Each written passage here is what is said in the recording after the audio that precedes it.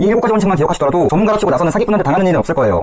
안녕하세요, 사슴이에요. 올해 초에 어떤 유명 변호사가 협회에서 징계를 받았어요. 피해자가 자살한 학폭 사건을 불성실하게 처리해서 충분히 이길 수 있는 소송을 지게 만들어서요. 그 변호사는 유족한테 패소한 사실까지 숨기고 SNS 활동만 과도하게 하다가 사회적으로 지탄을 많이 받았어요. 그리고 최근에는 변리사가 고객의 발명을 외부로 유출해서 변리사 협회에서 제명당하는 일도 있었어요. 특허 분야는 보안이 생명이에요. 근데 믿고 맡겨준 클라이언트 등에 칼을 꽂은 거죠. 꼭 이런 사례 아니더라도 양심 없는 치과나 병원에서 받은 과잉 진료 때문에 돈은 돈대로 쓰고 건강만 해치는 경우도 주변에서 많이 찾아볼 수 있을 거예요. 본질적으로 이런 문제가 생기는 이유는 일반인과 전문가 사이에서 정보 비대칭이 있어서 그래요. 이런 걸 대리인의 딜레마라고 해요. 오늘은 사짜라고 불리는 전문직들 중에서 사짜라고 불리는 사기꾼을 구분하는 7가지 원칙을 알려드릴 거예요. 살면서 의사나 변호사 말고도 전문가가 필요한 일이 있을 수가 있어요. 예를 들어서 상속세 문제로 세무사 상담이 필요하거나 임금체불 문제로 노무사 상담이 필요한 일이 있겠죠? 그리고 꼭 전문 서비스가 필요한 상황이 아니더라도 살면서 새로운 인간관계를 맺을 때 스스로 전문가라고 얘기하는 사람들을 많이 만나실 거예요. 보통 자기가 잘 알지 못하는 분야에서